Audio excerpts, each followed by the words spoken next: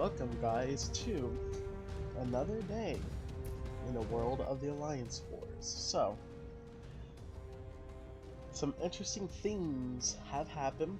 So as I predicted, Cascadia did, but Mexico is going for this smaller area right here. Smart choice, and Cascadia is actually taking Russian America. I think most of all it's interesting is that Dutch America actually went to war with the Free Nation League, which it looks like there could be a fight here. Doesn't look like the fight now, as they did do a peace treaty potentially. Let's see if it's accepted. Guessing Mexico is on land, so I can see with my okay. So as we can see, even now they have been fighting. So that just means that the war will keep going on.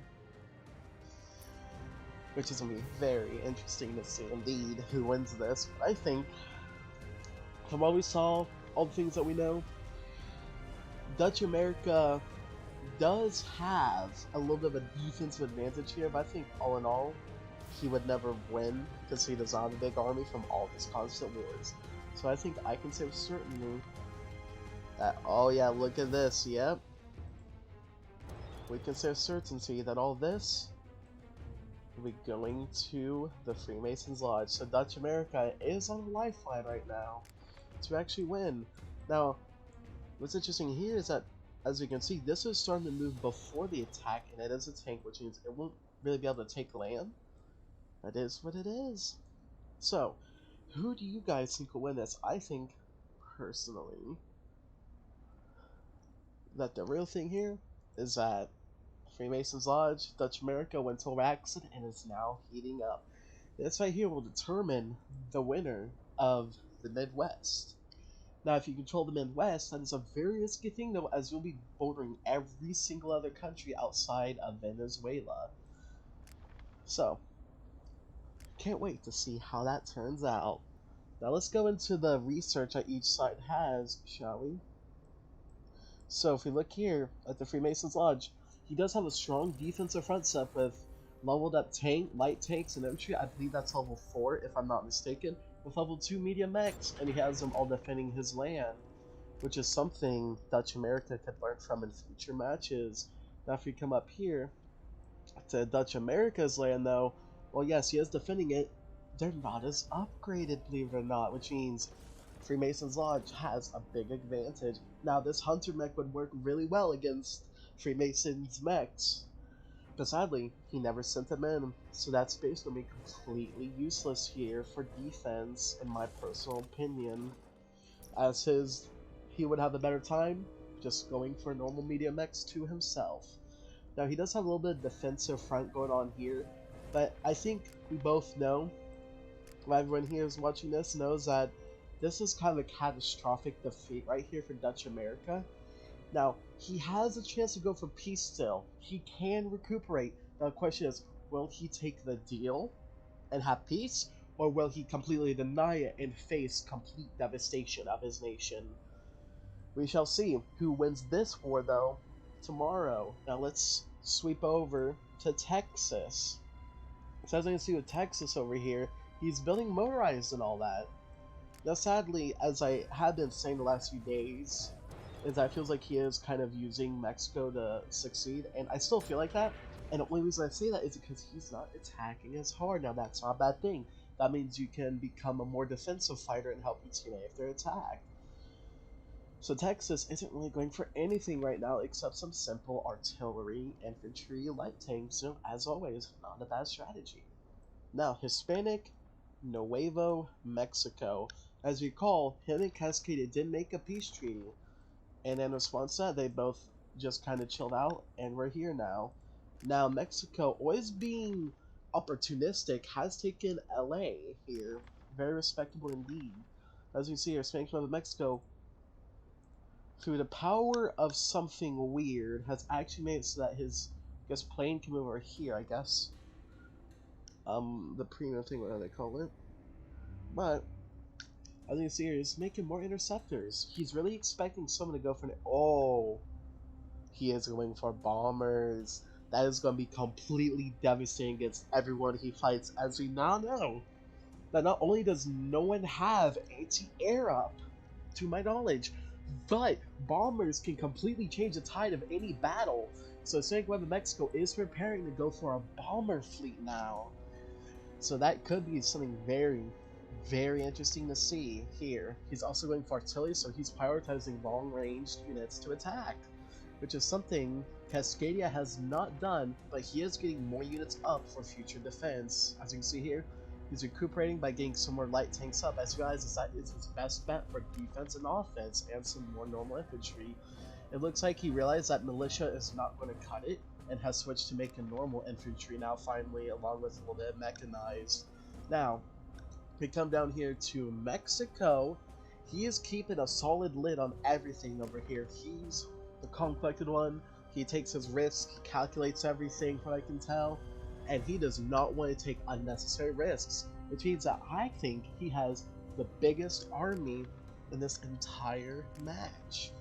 No way of proving that, but as you can see here, he's laying up more industries to keep it maintained, as always, and he does have subs around here. Now, he has the naval and artillery power currently, and something I have noticed is he's clamping down on the canal defense, which means he's expecting someone from over here to attack, possibly Venezuela, possibly Freemasons Lodge, who knows. We'll have to wait and see how that turns out. And even up here, we can see he has taken some land thanks to movement through his allies' land. So that'll be a very interesting thing to see develop in the upcoming days. And now, as you can see here, Freemasons Lodge does want to take Bermuda. He did obliterate it with his troops before and all that. So that is something that could work out well for him in the future.